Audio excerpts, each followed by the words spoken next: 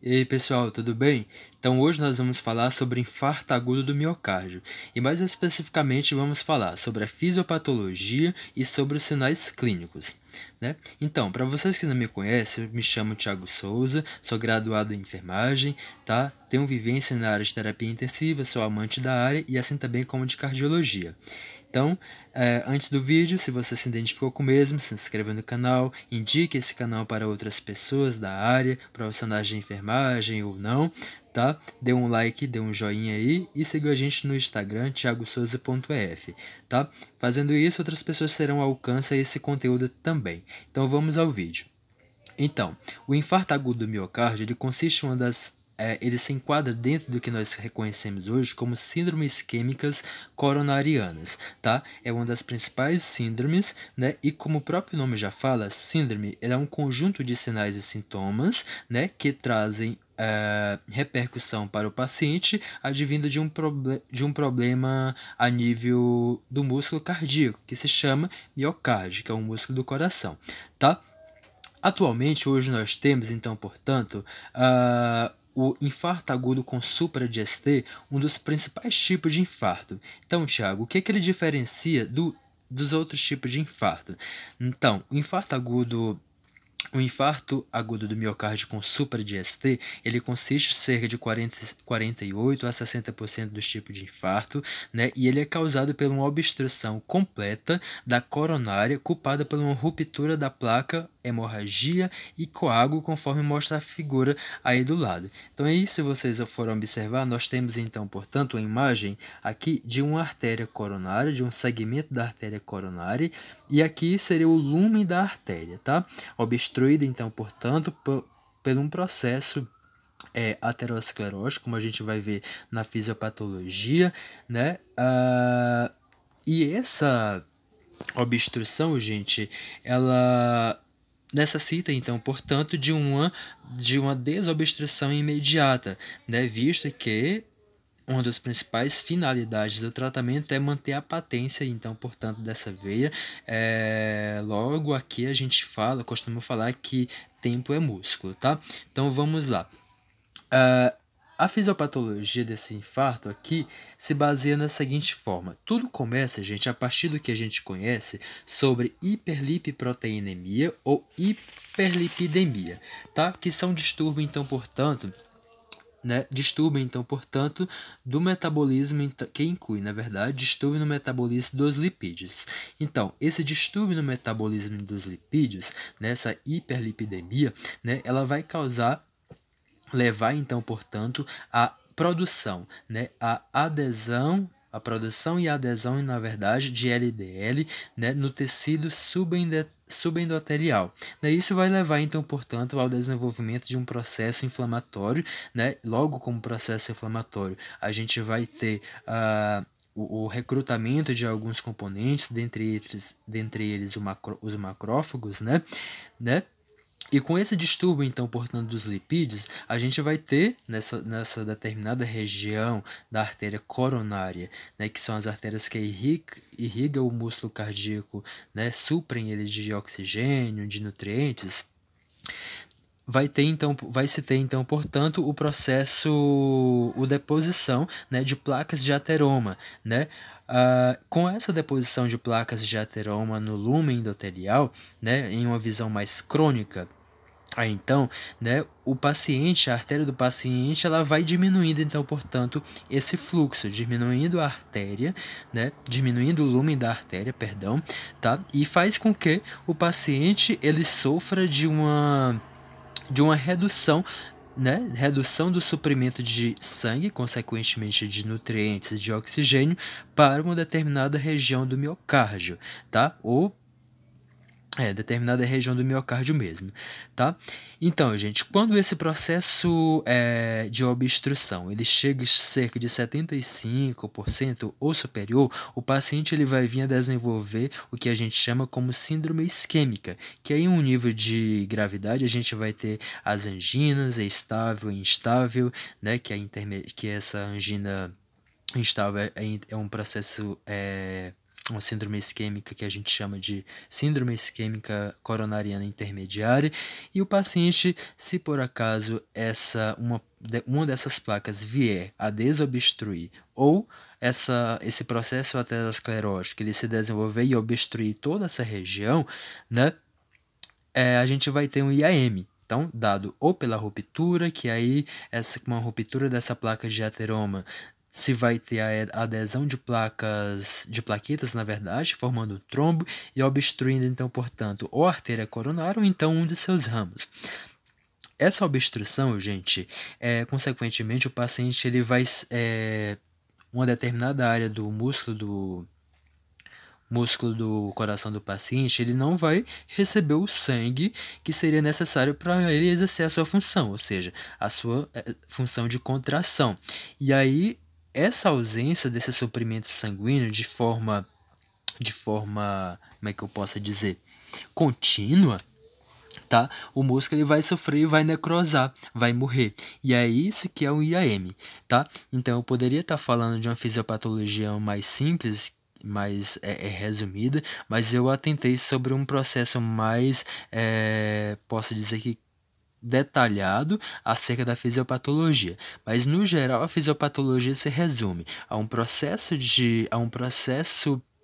necrótico a nível do miocárdio, que acontece devido a uma obstrução em uma artéria coronária ou em um de seus ramos, devido à formação, né, devido à formação de um trombo causado por um processo aterosclerótico crônico.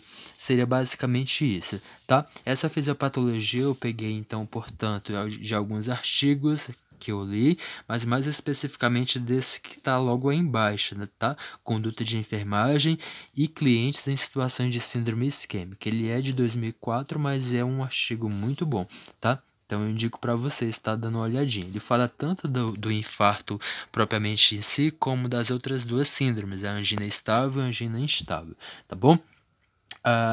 Então, gente, em relação aos sinais clínicos, o paciente quando então, igual mostra a imagem, o paciente quando ele sofre uma necrose a nível do miocárdio, ele vai então, portanto, experimentar de um dos principais sintomas que vai ser a precordialgia. Então, Thiago, o que é essa precordialgia? Então, é uma dor intensa que não vai cessar com repouso, que é uma característica do infarto.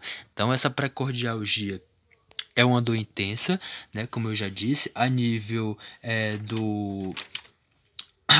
da região retroesternal, tá bom? Região retroesternal, que ou precordial também, assim chamada, que ela não cessa com o repouso, como eu já disse, e que tem uma duração, gente, de 30 minutos. Aí para a questão de concurso é bem importante a gente estar lembrando. A característica da dor do IAM é isso, em relação ao tempo. Ela vai até 30, ela tem uma duração de 30 minutos ou mais. Aí então, tá? Então, gente, essa dor, essa precordialgia, ela pode se espalhar aí então para outras áreas do corpo, como por exemplo o ombro esquerdo, os braços, tá? Ou então a região dorsal, as costas do paciente, né? De uma forma mais simples está chamando aí, tá bom? Lembrando então, portanto, gente, que outros sintomas podem estar associados. Vale ressaltar aqui uma vivência que eu tive na área de terapia intensiva, que teve uma paciente que ela não teve nenhuma precordialgia, nem dor no precórdio, nem dor nos braços, irradiando por esquerdo, nada disso. Ela experimentou de uma dor abdominal. Então, a precordialgia é um sinal clínico importante, comum, sim, só que existem alguns sinais, então, portanto, atípicos, que é importante a gente também dar importância a esses outros processos álgicos, tá bom? Então, outros sintomas também podem estar, então, portanto, sendo encontrados, né, como sinais clínicos nesses pacientes, né, como, por exemplo, sudorese, dispneia, náusea ou outros vômitos, né? suor excessivo, falta de ar, vontade de vomitar ou até mesmo vômito. Lembrando que a literatura também ela evidencia que náuseas e vômitos são alguns sintomas mais importantes, mais observados, na verdade, né, no sexo feminino. E esses sintomas eles são geralmente estão associados ao descargo, né, a liberação de adrenalina que acontece, né, quando o paciente está com essa síndrome instalada nele, tá bom? Outros sinais clínicos eles podem ser encontrados, tá? Eles podem ser encontrados no paciente, né? Achados clínicos esses mais complexos ou então mesmo mais graves. E aí a gente vai depender, na verdade, eles vão depender, na verdade, da extensão que tem que está acontecendo esse processo. Como é que eu posso estar falando? Depende da extensão da lesão, tá? Depende da extensão da lesão que está acometendo o miocárdio do paciente. E daí, na maioria a maioria dos pacientes, eles vão experimentar, na verdade, desse desconforto torácico, tá bom? Desculpa estar movendo muito aí o vídeo, mas enfim, então eles vão experimentar desse desconforto torácico, né, de náuseas, de vômitos em geral, mas quando o paciente ele tem acima de que 40% da sua área necrosada, como por exemplo mostra até na imagem do ladinho também, quando ele tiver acima de que 40% da área ventricular esquerda é lesionada, né, o paciente ele tem um alto grau, né, de vir a desenvolver uma disfunção ventricular esquerda, né, ele pode vir então, portanto, a sofrer de um edema agudo, né, ou então mesmo um choque cardiogênico. E daí é onde as pessoas que trabalham com esses pacientes, né, na terapia intensiva, elas devem abrir um olho, né, e investigar, realizar um exame físico nesse paciente de forma mais criteriosa, e bem específica, né, a fim da gente estar detectando algumas alterações, né, clínicas nesses pacientes, né, fazendo esse diagnóstico, né, a nível de enfermagem, esse diagnóstico, como é que eu posso estar falando? Um diagnóstico mais precoce e revertendo, então, portanto, situações, né, negativas que essas condições elas possam vir a trazer para o paciente, tá? Então, quais são esses sintomas que a gente pode estar, quais são esses sinais clínicos que a gente pode estar observando nesse paciente internado? Então, sinais, então, portanto, de congestão pulmonar, como, por exemplo, na ausculta pulmonar, estertores, né? A gente pode estar auscultando, né, fazendo a ausculta cardíaca e observando a presença de uma terceira bolha, que já evidencia, na verdade, um processo, como é que eu posso dizer? Um processo de disfunção ventricular já instalado, sugerindo, né? Observar então, portanto, o edema do paciente, um edema na periferia, um edema generalizado. Observar se o paciente ele tem, então, portanto,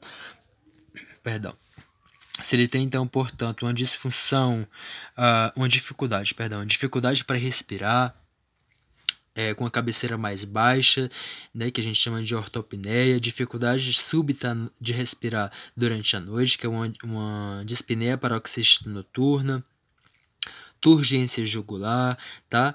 Edema, como eu já citei, dentre outros. É bem importante a gente ressaltar que na área de terapia intensiva, a gente observa o paciente geralmente ele está poliinvadido, ou seja, com alguns dispositivos intravenosos, né, que facilitam a monitorização de forma mais fidedigna de parâmetros da hemodinâmica do paciente, como por exemplo, PVC, pressão arterial pulmonar, pressão arterial invasiva, que geralmente o paciente ele vai apresentar uma alteração na clínica, né, uma alteração na clínica dele a nível hemodinâmico, né, com uma pressão mais hipotensa, uma PVC mais alterada para mais, uma pressão arterial mais alterada para mais também, tá bom?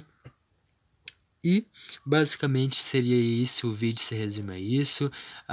Gostaria que vocês comentassem acerca do vídeo, né, sobre o conteúdo do vídeo, para a gente estar melhorando mais, cada vez mais, né? Não se esqueça de dar o like no canal, se inscrever, e divulgar o canal aí, então, para que a gente possa estar divulgando mais informações para as pessoas e que essas informações cheguem ao máximo de pessoas possíveis, tá?